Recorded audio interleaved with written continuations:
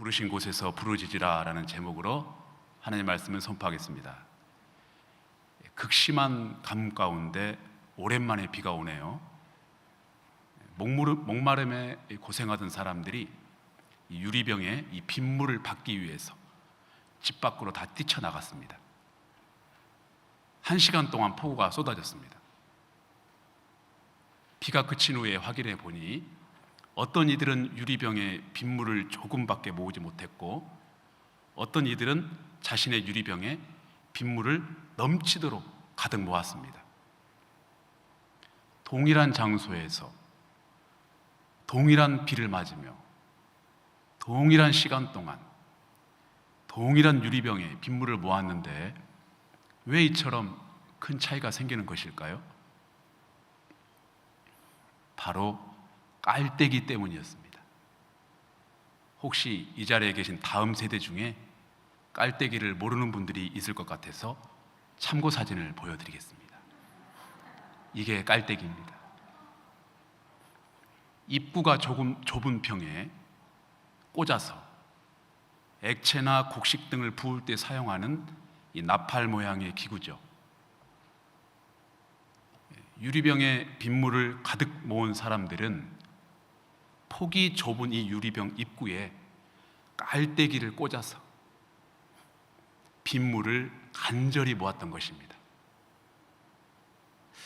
은혜를 사모하여 오늘 이 현장과 또 온라인으로 금요 기도회에 참여하신 모든 성도님들을 위하여 하나님께서도 약 2시간 동안 이른 비와 늦은 비를 풍성하게 내려주실 텐데, 그 은혜의 폭우에 일주일 동안 이 세상을 살면서 건조해진 이 내 영혼이 흠뻑 젖어서 싱그러워질 수 있도록, 그 은혜의 폭우에 내 영혼의 갈증이 해결될 수 있도록 이 마음에 깔때기를 꽂기를 원합니다. 즉, 말씀이 선포될 때에 넓은 마음, 낮은 마음, 온유한 마음, 옥토밭 같은 마음, 사모하는 마음으로 말씀을 듣기를 소망합니다. 그런 의미에서 비록 멀리 계시지만 옆에 계신 분들과 이렇게 인사합니다. 깔때기를 꽂고 말씀을 들읍시다. 다 꽂으셨나요? 네. 프랑스 외교관이었던 에밀 보타라는 사람이 1840년도에 모술 지역이라는 곳에 영사로 파견이 됐습니다.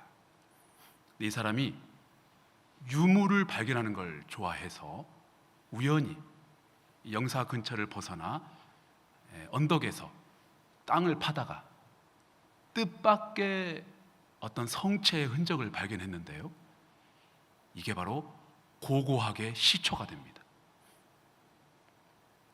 그 규모가 이 올림픽공원 나홀로 나무 앞에 있는 그 백제 발굴 현장이나 몽촌토성, 풍납토성, 암사동 선사유적지 이 정도가 아니고 스케일이 너무너무 커서 고고학의 시초가 된 거예요. 그 성이 바로 니느웨입니다.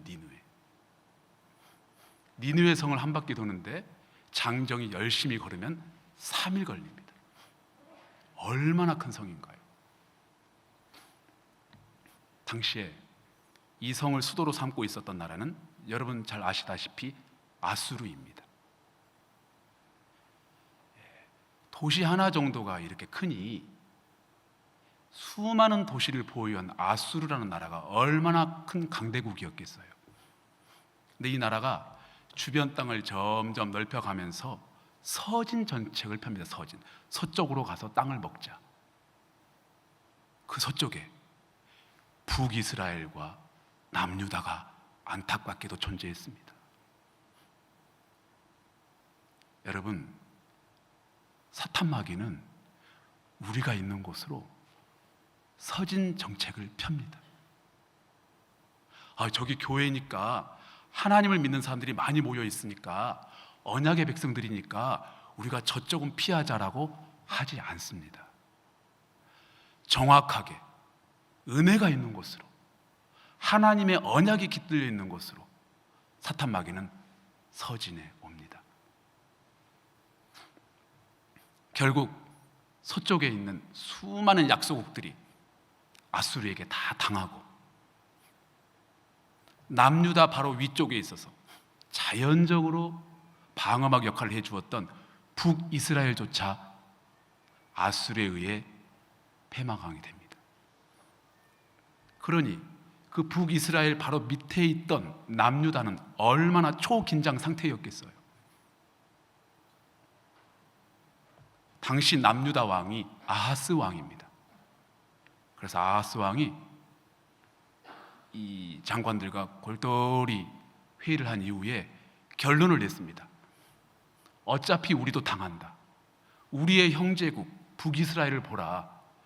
우리도 결국 당할 것이다. 그러니 뇌물을 준비해서, 즉 조공을 바쳐서 우리나라만큼은 살려달라고 애원하자. 하나님을 섬기는 이 신성국가의 왕, 다윗의 피가 흐르는 이 남유다의 왕 아하스가 결국 많은 조공을 가지고 서진에 오는 아수르 왕 앞에 고개 숙여 한 번만 살려주세요. 저희가 성전 안에 있는 금과 은까지 다 동원해서 당신께 바치겠습니다. 더 달라고 하면 더 드리겠습니다. 한 번만 살려주세요. 이렇게 자존심을 다 내려놓고 신앙심을 다 포기하고 애원했어요. 즉 아하스 왕은 친아수르 정책 노선을 선택하게 된 거죠. 망할 바에는 아수르의 속국이 되자. 하지만 너무 많은 조공을 갖다 바치다 보니 국고가 바닥이 나버렸어요. 국고가 바닥이 났어요. 그 국고를 누가 채웁니까? 이스라엘 백성들이 채우는 거 아닙니까?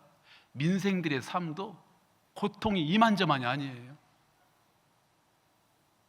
세금을 안 바치자니 국고가 바닥나고, 그 국고를 통해 뇌물을 아수르에게 전달하는데, 아수르에게 뇌물을 전달하지 않을 상황에서는 우리가 침략을 당하게 생겼고, 이러지도 못하고 저러지도 못하는, 세금을 내면서도 고통스럽고 안 내자니 죽게 생겼고, 이게 당시 남유다의 상황이었어요. 이쯤 되니 국론까지 분열돼 버렸어요. 사실 미국에도 수많은 정당이 있지만 가장 큰 양대 정당이 있지 않습니까? 공화당, 민주당. 남유다도 국론이 분열돼 버렸어요.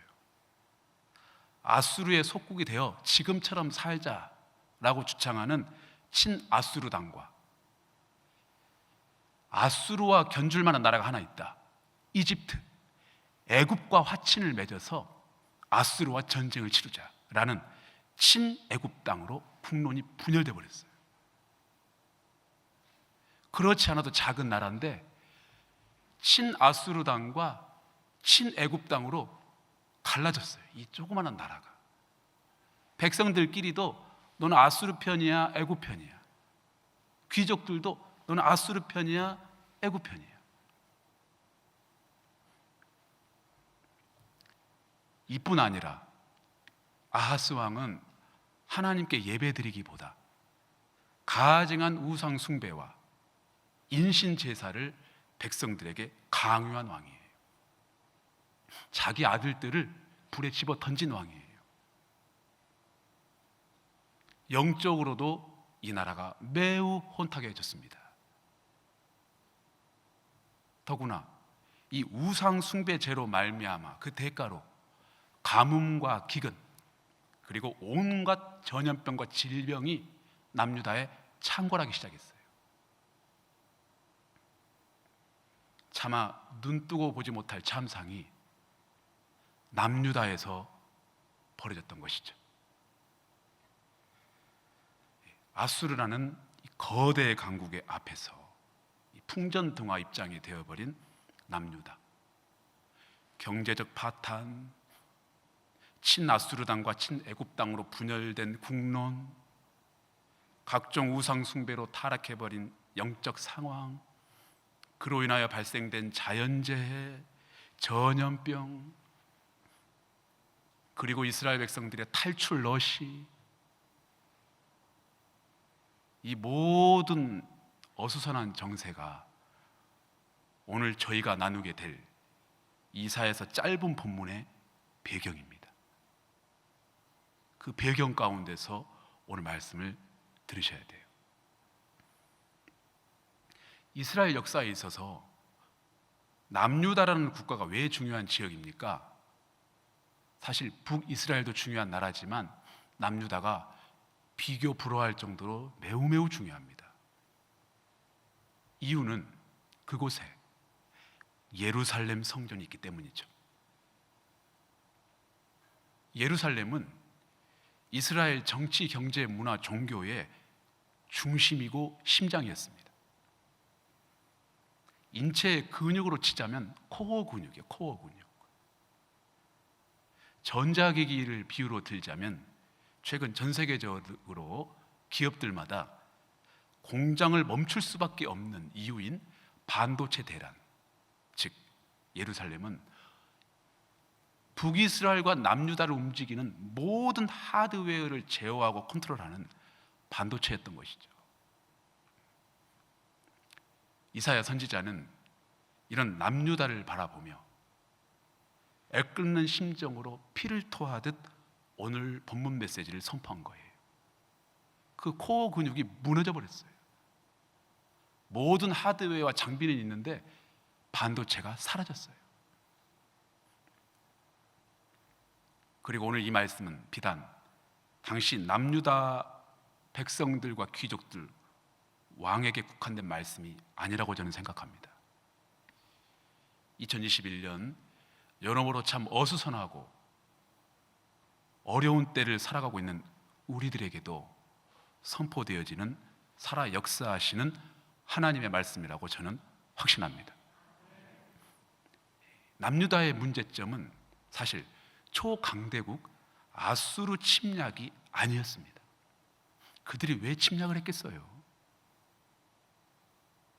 여러분, 사실 우리의 문제는 어떤 불현듯 찾아온 고난이나 어떤 외부 세력의 공격이나 나에게 불리한 조건으로 돌아가는 환경이 아닙니다. 예수님께서도 불현듯 찾아온 고난, 어떤 외부 세력의 공격, 예수님에게 불리하게 돌아가는 환경을 경험하셨어요. 하지만 그건 매우 표면적인 문제였죠. 본질적인 문제는 다른 데 있었으니 남유다 왕과 백성들이, 심지어 제사장들이 하나님을 외면한 데 있습니다. 어떤 사람이 기도를 합니다. 하나님, 저는 문제가 많아요. 남편도 문제고요, 시댁도 문제고요, 직장도 문제고요, 노후도 문제고요, 부동산도 문제고요, 최근에는 건강도 문제가 있고요, 자녀들도 문제고요. 저는 왜 이렇게 문제가 많습니까? 그랬더니 하나님께서 나는 네가 문제다. 나는 네가 문제다.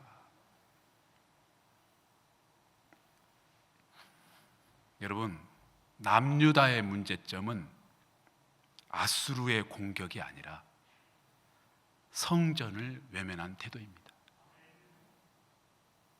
어떤 개인이든 어떤 공동체든 간에 하나님을 무시하고 외면하면 결국 패망할 수밖에 없어요.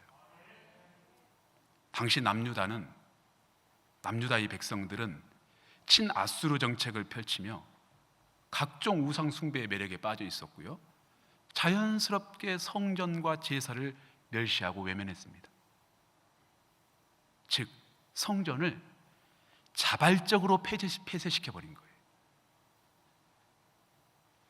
코로나 때문에 강제 폐쇄된 가게나 기업도 교회들이 얼마나 많이 있습니까? 근데 예루살렘 성전은 아수르에 의해 강제 폐쇄된 게 아니고 자기들 스스로 자발적으로 폐쇄해버렸어요. 우상을 섬기기 위해서. 물론 그네들이 예루살렘 성전의 문을 막은 건 아닙니다. 여러분, 폐쇄라는 게 꼭 막는 것만 폐쇄인가요? 내가 자주 안 가면 그곳은 폐쇄가 되는 겁니다. 제사가 없는 성전, 번제단에 불이 꺼진 성전, 금촛대의 불빛이 사라진 성전, 즉 자발적 폐쇄로 인하여 예루살렘 성전은 모든 예루살렘 시에 존재하는 건축물들 중에 가장 어둡고 한적한 장소가 되어버렸습니다. 여러분, 우리 하나님은 만남을 추구하시고요, 만남을 사랑하시고요, 만남을 위해 목숨을 거시는 분이시니 그 증거로 독생자 예수 그리스도를 나와 만나기 위해 죽이셨다는 사실입니다. 구약 시대에는 성전이 바로 그 유일한 만남의 장소였어요. 그런데 그곳을 남유다 백성들이 스스로 폐쇄했어요. 이사야 64장 11절 우리 함께 읽어볼까요? 시작. 우리 조상들이 주를 찬송하던 우리의 거룩하고 아름다운 성전이 불에 탔으며 우리가 즐거워하던 곳이 다 황폐한나이다.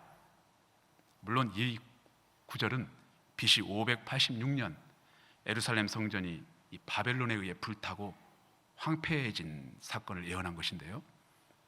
여러분, 그러나 하나님은 바벨론에 의해 파괴된 예루살렘 성전을 슬퍼하시기 전에, 그 전에 언약의 백성 이스라엘 백성들이 우상 숭배에 빠져 자발적으로 주의 성전을 버렸을 때 이미 통곡하셨어요.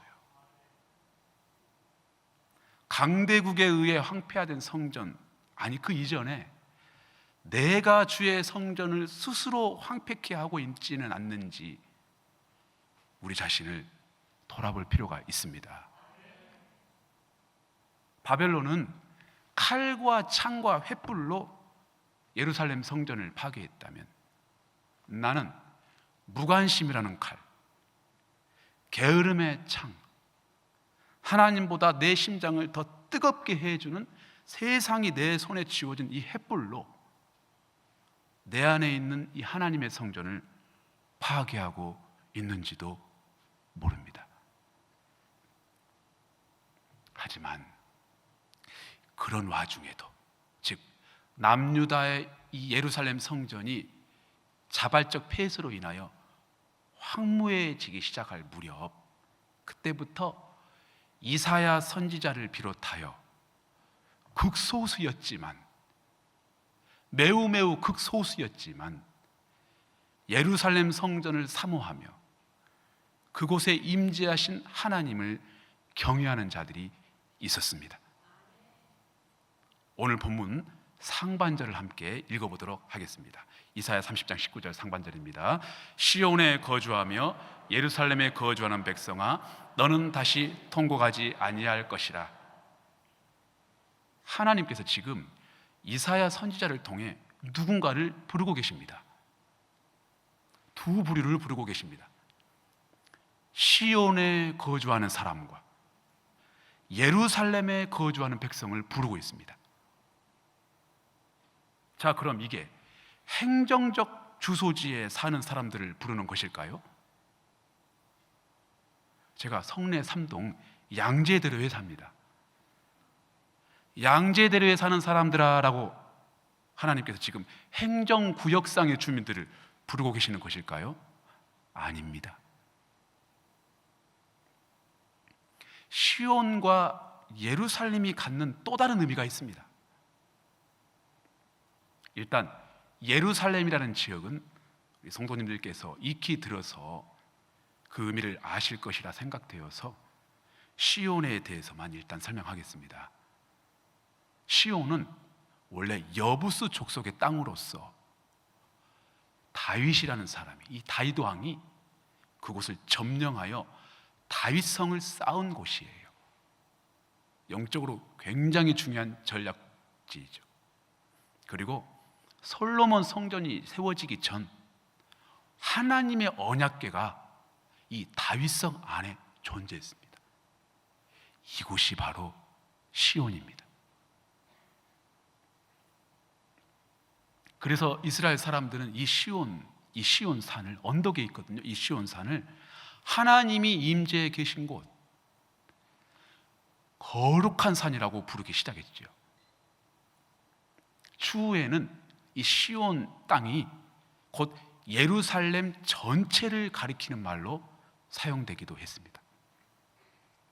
즉 시온과 예루살렘은 서로 차이점이 있는 지명이라기보다는 그 의미를 서로 보완하고 상충하고 있는 지역인 것이죠. 시온과 예루살렘은 결국 영적으로 한 지역을 뜻하며 여호와의 언약궤가 있는 곳, 하나님을 만나는 거룩한 장소라고 이해하는 게 큰 무리가 없을 것입니다. 사실 예루살렘 상에는 수만의 많은 백성들이 살고 있었습니다. 하지만 그들은 하나님을 이미 버렸지요. 성전에 가까이 살지만 성전을 외면했어요. 하나님께서는 그래서 그들을 더 이상 부르시지 못하셨습니다. 아니, 부르지 않으셨던 게 아니라 그들이 듣지 않았습니다. 그래서 하나님께서는 오늘 본문 이사야를 통하여 또 다른 존재들을 부르고 계시니 그게 바로 시온과 예루살렘에 사는 백성들인데, 그들은 곧 어수선한 예루살렘의 이 정세와 상관없이 전심을 다해 성전을 그리워하며 그 성전에서 다시 여호와의 제사가 드려지기를 간절히 원하여 시마다 때마다 울부짖는 영적 예루살렘 주민들을 부르고 계셨던 것입니다. 그 하나님께서 지금도 시온과 예루살렘의 영적 거주민을 찾고 계십니다.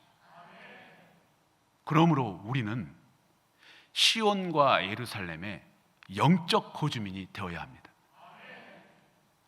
나의 마음이 늘 시온에 거하고 예루살렘을 향해 있어야 합니다. 10대 중반에 바벨론으로 끌려가 평생을 그곳에서 보냈지만 단 한순간도 성전이 존재했던 예루살렘을 잊지 않고 이미 황폐해져 버린 그곳을 마음속으로 동경하며 그리워했던 다니엘의 모습을 우리 모두 기억하고 있지 않습니까? 다니엘서 6장 10절 저희가 합독하십니다. 다니엘이 이 조서에 왕의 도장이 찍힌 것을 알고도 자기 집에 돌아가서는 윗방에 올라가 예루살렘으로 향한 창문을 열고 전에 하던 대로 하루 3번씩 무릎을 꿇고 기도하며 그의 하나님께 감사하였더라. 아멘. 다니엘은 자신의 정치적 입지가 좁아질 수도 있는 상황이었지만 하루에 3번씩 예루살렘을 향해 의도적으로 창문을 열고 기도했습니다.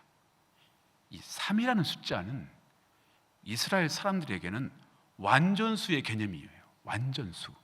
즉 다니엘이 하루에 3번만 예루살렘을 그리워한 게 아니라 살아있어 깨어있는 그 모든 순간 다니엘은 예루살렘, 그 시온산을 그리워하고 동경했다는 것이지요. 여러분, 주민등록증, 면허증 다 가지고 계시지요? 우리에게는 또 하나의 주민등록증이 있습니다.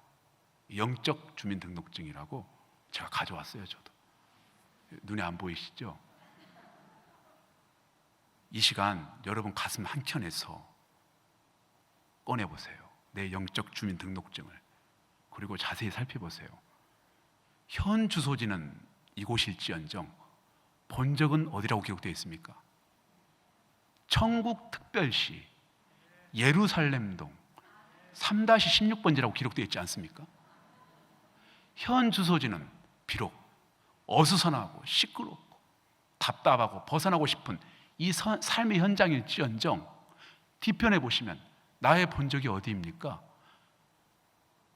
천국 나라 예루살렘동 새 예루살렘, 그곳이 아닙니까? 목사님, 우리는 원래 이방인이었고 본래 유대인도 아니어서 예루살렘 성전을 한 번도 본 적이 없습니다. 그곳을 그리워하라는 것은 너무 억지 설교 아니신가요? 우리가 그렇게까지 할 필요가 있나요? 라고 반문할 수도 있겠어요. 그러나 이미 솔로몬 성전이 완공된 이후에 하나님께서는 솔로몬 왕의 입술을 통해서 이미 선포하신 내용이 있어요. 역대하 6장 32절과 33절 본문을 저희가 합독하시겠습니다. 주의 백성 이스라엘에 속하지 않은 이방인에게 대하여도 그들이 주의 큰 이름과 능한 손과 표심팔을 위하여 먼 지방에서 와서 이 성전을 향하여 기도하거든 주는 계신 곳 하늘에서 들으시고 모든 이방인이 주께 부르짖는 대로 이루사 땅의 만민이 주의 이름을 알고 주의 백성 이스라엘처럼 경외하게 하시오며 또 내가 건축한 이 성전을 주의 이름으로 일컫는 줄을 알게 하옵소서. 아멘. 신약시대 훨씬 이전에 이미 하나님께서 이방인들도 주의 성전을 사모하고 주의 성전을 향하여 기도하라 라고 이미 구약시대부터 우리를 초대하고 초청하셨어요.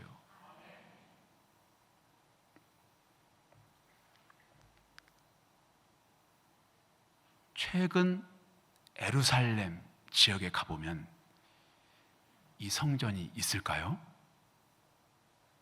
지리적으로 사라졌습니다. 그리고 그 자리에 알-아크샤라는 이슬람 모스크 그리고 황금돈 사원 모스크가 무려 2개나 세워져 있습니다. 우리는 저 황금돈 마스크만 생각합니다. 저곳이 원래 성전이 있던 자리거든요. 예루살렘 성전.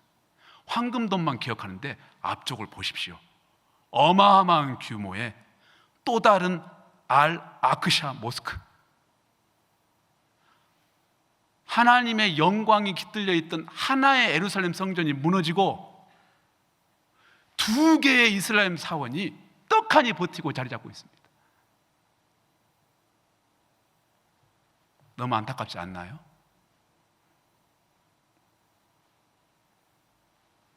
그럼 지금 이 순간 사라져버린 예루살렘 성전 2개의 모스크가 차지한 그 땅, 우리는 도대체 어디를 바라보며 그 성전을 사모하고 동경해야 할까요? 이제 아무리 창문을 열어도 예루살렘 땅에 그 헤브론시에 또 가자 지구에 성전이 없어요.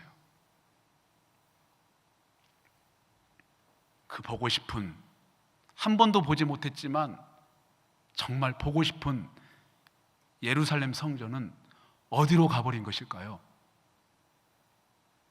사라진 게 아닙니다. 이전했습니다. 이전. 그리고 매우 가까이 이전했습니다. 고린도전서 3장 16절, 너무 유명한 구절, 우리 합독하시겠습니다. 너희는 너희가 하나님의 성전인 것과 하나님의 성령이 너희 안에 계시는 것을 알지 못하느냐? 이 헬라어 성경이 뭐뭐 하느냐 의문형으로 끝나는 것은 질문하는 게 아닙니다. 확실하다는 뜻이에요. 예루살렘 성전이 네 마음으로 이전했다. 이거 확실한 사실이다. 이 뜻입니다. 이렇게 가까이 와 있는 성전, 그리고 그 성전과 함께 오신 성령 하나님, 결국 하나님께서 그냥 다 오신 거예요. 일부가 오신 게 아니고 다 오신 거예요. 얼마나 감사합니까? 예수님을 믿어 거듭난 이후에 기적 중의 기적은 하나님의 임재가 충만한 그 영광스러운 예루살렘 성전이 그 먼 거리를 이전하여 고스란히 통째로 내 마음, 이 이방인이었던 이 좁디 좁은 이 영혼에 자리 잡은 것입니다. 그런데 혹시 최근 내가 자발적으로 그 이전되어 온 이 성전을 또 폐쇄시키진 않았는지요? 그렇게 먼 거리를 이전하여 유대인이 아닌 이 좁디 좁은 이 죄악에 문드러진 성냥개비 하나 세울 수 없는 이 좁디 좁은 영혼의 터전에 그 영광스럽고 광활했던 예루살렘 성전과 그곳의 주인신 하나님이 오셨는데 내가 자발적으로 그 성전을 폐쇄시키지는 않았는지요? 내 마음에 세워진 그 거룩한 성전, 보혈로 세워진 그 성전을 헐고 나만의 황금돔, 나만의 모스크 2동을 세우고 있지는 않는지요? 통회하는 심정으로 늘 내 스스로를 살펴보아야 합니다. 우리는 시온과 예루살렘의 영적 주민으로서 무슨 일이 있어도 그 성전을 사모하며 이 내 안에 계신 임재하신 하나님께 예배드리며 목숨 걸고 경배해야 합니다. 그렇게 하는 자에게 하나님께서 오늘 본문에 특별한 약속을 하나 하셨습니다. 오늘 본문 19절 상반절을 다시 한번 읽겠습니다. 시작. 시온에 거주하며 예루살렘에 거주하는 백성아, 너는 다시 통곡하지 아니할 것이라. 통곡하지 않게 해주겠다. 여러분, 이 통곡이란 원어로 보니까 죽어서 장례를 치르면서 슬퍼하는 것을 말합니다. 단순한 흐느낌이 아니에요. 사랑하는 사람이 죽어서 장례 치를 때 우는 것을 통곡이라고 합니다. 즉 시온과 예루살렘에 영적으로 거주하는 자들에게 더 이상 죽음 때문에 눈물 흘리지 않게 해주겠다라고 말씀하시는 것입니다. 물론 우리 다 죽지요.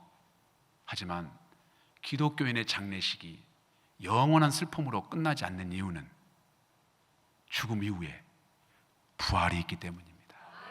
또한 육신의 생명이 죽기 이전에 내 주변에 얼마나 많은 것들이 죽어가고 있습니까? 관계가 죽어가고, 평안이 죽어가고, 소망이 죽어가고, 희망이 죽어가고. 그런데 그런 죽음 앞에서 눈물을 흘리지 않게 해주시겠다고 약속합니다. 내가 내 마음 안에 통째로 이전된 이 새 예루살렘 성전을 사모하고 이 성전을 자발적으로 폐쇄시키지 않는다면 내 주변에 무언가가 죽어짐으로 말미암아 통곡하는 일을 없도록 하시겠다는 하나님의 어마어마한 약속입니다. 여러분, 생명과 관련된 약속은 하나님 외에는 할 수가 없어요. 왜? 약속을 거는 모든 사람이 다 죽거든요. 주의 성전을 사모하고 그곳에서 부르짖는 자는 내 주변에 사망을 경험하지 않습니다. 내 주변에 설령 이미 사망했다 한들 다시 성전을 회복하면 내 주변에 죽어가던 것들이 살아납니다. 왜냐? 약속하셨잖아요. 죽음으로 인하여 통곡하지 않게 해주겠다라고. 나를 살리고 죽어가는 내 가족을 살리고 죽어가는 내 공동체를 살리고 내 이웃을 살리고 또 내가 살아가는 이 민족을 살리는 이 생명력, 하나님이 책임져 주시겠다는 약속 아니겠어요? 이 생명력은 여러분 어떤 사회적 운동이나 캠페인이나 외교적 협약이나 사회적 기업이나 개인의 열심이나 특별한 아이디어에서 이 생명력은 나오지 않습니다. 이 내 주변에 죽어가는 것들을 살리는 생명력은 오직 성전에서만 나옵니다. 사실 그 생명력의 원천이 성전에 있음을 이미 하나님께서 에스겔 선지자를 통하여 예언한 바가 있습니다. 우리 에스겔서 47장 1절과 9절을 합독하시겠습니다.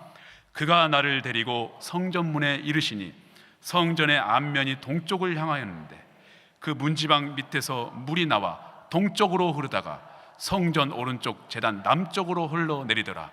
이 강물이 이르는 곳마다 번성하는 모든 생물이 살고 또 고기가 심히 많으리니 이 물이 흘러 들어가므로 바닷물이 되살아나겠고 이 강이 흐르는 각처에 모든 것이 살 것이며.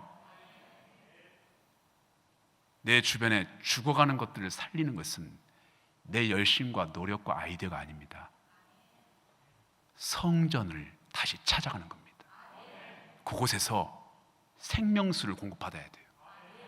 근데 오늘 에스겔서에 재밌는 표현이 있는데 이 성전 문에 이르니 성전의 앞면이 동쪽을 향해서 나 있다. 실제로 성전 문이 동문입니다. 동문. 동쪽을 향하여. 왜? 남문도 아니고 북문도 아니고 서문도 아니고 동문일까요? 왜 구약시대 광야의 성막과 솔로몬 성전의 입구인 유일한 문은 동쪽을 향해 나 있었을까요? 동쪽은 뭐가 떠오르는 곳이죠? 치료의 광선, 의로운 태양, 즉 영원한 빛이신 하나님께 계신 곳.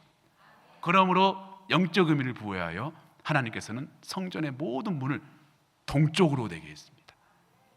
서쪽을 향하여 들어가는 것이죠. 결국 죽음을 향하여 들어갔지만, 죽을 환경 가운데 서쪽을 향하여 들어갔지만 나올 때는 태양을 바라보며 나오는 장소가 바로 동문인 것이죠. 여러분, 성전 안에서 흘러나오는 물이 얼마나 수량이 풍부한지 아까 읽어보셨던 에스겔서 9절, 바닷물이 되살아나겠고. 되살아난다, 이미 죽은 바다라는 것이죠. 여러분, 태평양 바다가 방사능으로 오염되어 죽었다고 생각해 봅시다. 과연 어떤 나라가, 어떤 기업이 이 태평양을 살릴 수 있을까요? 아무도 못합니다. 오직 성전에서 흘러나오는 생명수만이 죽어버린 이 바다를 되살릴 수 있습니다. 하물며 죽어가는 바닷물을 되살린다면, 성도 여러분, 내 주변에 죽어가는 우리 가문을, 내 공동체를 살릴 수 있지 않을까요? 하나님은 이처럼 성전을 사모하는 자에게 생명을 선물로 주겠다고, 죽음 앞에서 통곡하지 않게 해주겠노라고 약속하셨습니다. 하지만 이 기쁨에만 취해 있으면 안 됩니다. 우리 하나님은 축복과 함께 사명을 주시는 분이시거든요. 세상 종교는 축복만 줍니다. 축복만. 그래서 망가져요. 하지만 우리 하나님은 축복과 함께 망가지지 말라고 사명을 주십니다. 그래서 예수님께서도 이 땅에 오실 때 메시아의 축복권을 가지고 오셨지만 동시에 어떤 사명을 담당하셨나요? 십자가 사명.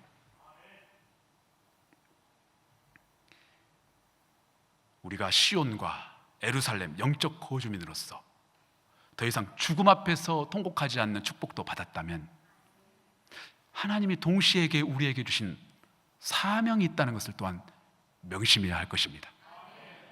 그럼 그 사명이 무엇일까요? 바로 부르짖는 기도입니다. 하나님께서 나를 부르셨으니 나도 부르짖어 기도해야 합니다. 오늘 본문 하반절을 합독하시겠습니다. 시작이요. 그가 내 부르짖는 소리로 말미암아 내게 은혜를 베푸시되 그가 들으실 때에 내게 응답하시리라. 아멘. 다른 사람과 교제를 어떻게 합니까? 다른 사람, 낯선 이와 어떻게 친밀해지나요? 그리고 그 낯선 사람과 주어진 공동 어떤 투자일, 건축일, 어떤 특별한 프로젝트 어떻게 진행해 나갑니까? 대화입니다. 소통. 둘만의 장소에서 조용한 곳에서 오래 대화하고 진솔하게 대화하고 자주 대화할수록 두 사람은 중마고우가 되기도 하고 때론 부부가 되기도 하고 동반자가 되기도 하고 파트너십이 되기도 하고 소울메이트가 되기도 합니다. 친밀해지면서 어떤 프로젝트를 이뤄냅니다. 부르짖는 기도가 바로 그렇습니다. 하나님과 친밀해지고 또한 그의 뜻하신 바를 이루기 위해서 우리는 은밀한 중에 계신 하나님 앞에 자주 나아가야 됩니다. 그리고 오랫동안 진솔하게 자주 대화해야 합니다. 네, 여러분, 은밀한 곳이 어디일까요? 하나님과 나만 존재하는 곳.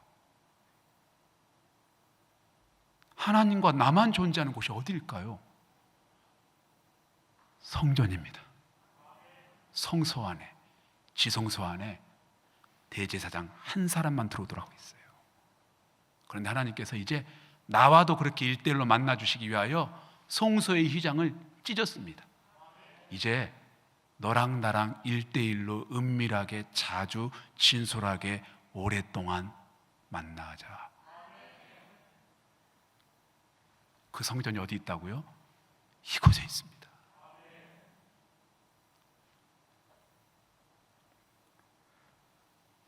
하나님께서 예루살렘 성전을 통으로 옮겨 이 좁디 좁은 내 심장에 세우신 이유는 내가 너를 이렇게 간절히 찾고 있다는 뜻입니다. 주소지를 그냥 옮기셨어요. 주소지를 예루살렘에 두고 종종 분기별로 나를 찾아오시는 게 아니라 주소지를 아예 내 마음에 옮기셔서 이곳에서 나를 찾고 계세요. 그러니 나도 하나님께 대하여 그 주소지로 내 주소를 옮기고 목 놓아 부르짖어야 해요. 타락한 아담과 하와를 누가 먼저 간절히 불렀습니까? 타락한 북이스라엘과 남유다를 누가 간절히 찾아 불렀습니까?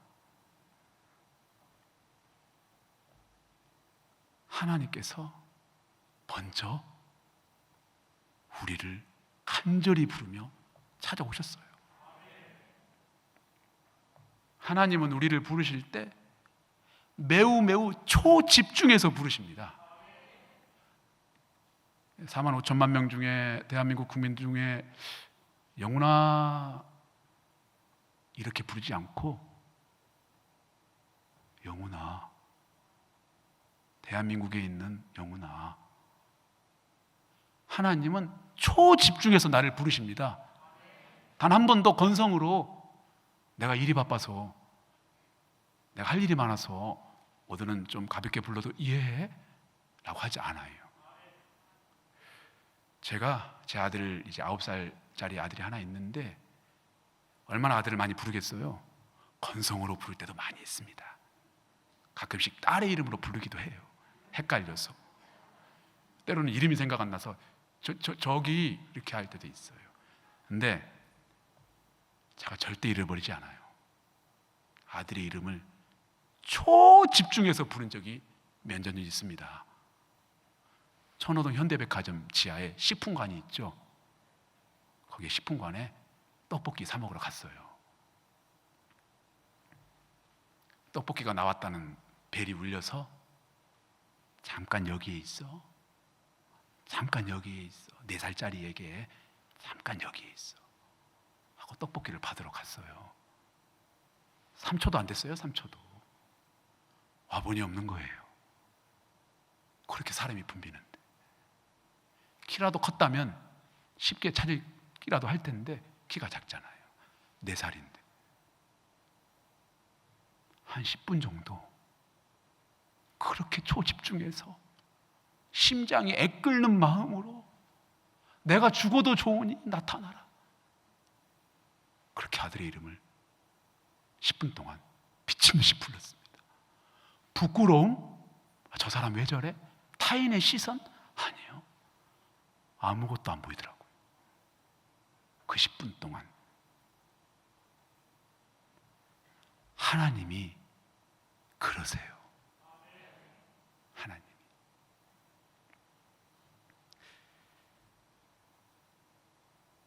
우스갯소리인데 가전제품 AS 하는 기사가 어느 날 고장난 제품이 있다는 전화를 받고 그 주소지를 찾아갔답니다. 인적이 드문 시골에 담이 있고 마당이 있는 주택인데요, 간신히 주소를 찾아서 AS 기사분이 대문을 두드리면서 계세요? 그러니까 주인이 네 하고 대답하더랍니다. 그랬으면 대문을 열든지 인기척을 하든지 잠시만 기다리세요 이렇게 이야기하면 좋을 텐데 인기척이 없더라는 것이죠. 그리고 다시 AS 기사가 계세요? 그랬더니 대문 안에서 네. 그래서 할머니시니까 거동이 불편하신가 보다. 그래서 이 담이 낮잖아요. 시골 담들은 손을 짚고 올라가서 다시 한번 계세요 불렀대요. 그랬더니 마당에 묶여있던 염소가 매 했다라는 것이죠.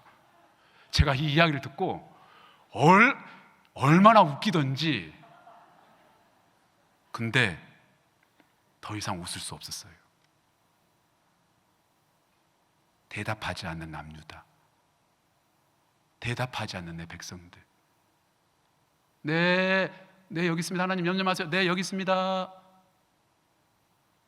나를 고쳐주시기 위하여, 나를 AS 하기 위하여, 나를 구원하기 위하여 주거지를 옮기시면서까지 내 안에 오셨는데, 이렇게 가까이 부르고 계시는데, 초집중해서 부르시는데 우리는 대답하고 문을 열지 않습니다. 오직했으면 요한계시록 3장 10절에 내가 네 문 밖에 서서 두드리노니 문을 좀 열으라고, 문을 좀 열어달라고 기록을 해놓으셨겠어요? 여러분, 우리의 사명이 뭐라고요? 간절히 초집중해서 부르짖는 겁니다. 그 기도에 2가지 유익이 있는데요, 친밀함과 성취입니다. 도저히 친밀해질 수 없는 하나님과 이 피조물이 친밀해지고요, 그리고 도저히 내 힘과 내 지혜와 내 아이디어로 이룰 수 없는 하나님의 크고 놀라운 비전을 성취해버립니다. 비록 예루살렘은 회파되었지만 이사야를 비롯한 여러 선지자와 다니엘과 같은 여러 평신도들이 끝까지 절망적 상황에서 하나님께 집중하여 부르짖고 기도하였기에 비록 지리적으로 성전은 사라졌지만 또 다른 하나님의 새로운 성전이 이렇게 많은 분들 안에 이전되고 확장되었습니다. 이제 벽돌로 세워지는 예루살렘 성전이 아니라 산돌이신 예수 그리스도로 세워지는 성전들이 지금도 확장되고 있습니다. 말씀을 맺습니다. 설교 앞부분에 말씀드린 것처럼 남유다는 아수르의 침략, 저공으로 인한 경제적 고충, 친아수르파와 친애굽파로 나눠진 국론, 우상 숭배, 자가 폐쇄된 성전, 죄악으로 인한 가뭄과 질병의 창궐 등으로 인하여 평화의 도시라는 이름에 걸맞지 않게 고통과 절망만이 존재하는 아비의 규환의 현장이 되어버렸죠. 그런데 여러분, 이런 현장이 내 삶 속에서도 재현될 수 있습니다. 내 삶 속에서도 이런 아비규환 같은 삶이 재현될 수가 있어요. 그때 성전에 집중하십시오. 성전에서 생명수가 흘러 은혜와 응답으로 답변하실 겁니다. 기도와 관련된 많은 명언 중에 저는 다음과 같은 명언을 참 좋아하는데요. 한번 보여주시겠어요? 함께 읽어볼까요? 하나님은 기도 외에는 어떤 영향도 받지 않는다. 여러분, 광야로 쫓겨나 금지옥겹 같은 아들이 죽어갈 때 하갈은 부르짖어 하나님 만났습니다. 4년 넘게 비가 오지 않을 때 엘리야는 7번, 즉 끝까지 부르짖어 초집중하여 부르짖어 무릎 사이에 얼굴을 놓고 초집중하여 부르짖어 비를 오게 했습니다. 칠흑같이 어두운 밤 홍해로 막혀버린 출애굽의 여적 가운데 모세는 초집중하여 하나님께 울부짖어 홍해를 열었습니다. 예수님이 승천하고 영적 멘토를 잃어버려 공허함에 빠져있던 제자들이 마가의 다락방에 모여 10일간 초집중하여 하나님께 기도하여 오순절의 성령의 역사를 경험했습니다. 여러분 삶 속에 남유다와 같은 상황이 지금 찾아왔나요? 여러분 가문에, 여러분 공동체에 절망하지 마시고 낭망하지 마세요.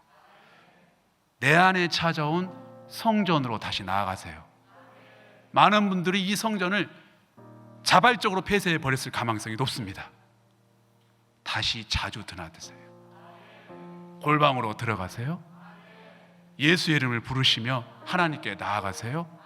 그 방법 외에는 내 주변을, 내 민족을, 내 가문을, 나의 공동체를 살릴 수 있는 방법은 이 세상 그 어느 곳에도 없습니다. 내가 나도 모르게 세워버린 황금동과 또 다른 모스크를 빨리 무너뜨리고 성전을, 이 기도의 성전을 재건하여 다시 한번 초집중으로 부르짖음으로 말미암아 하나님께서 약속하신 놀라운 축복들을 체험하고 경험하시기를 주의 이름으로 축원합니다.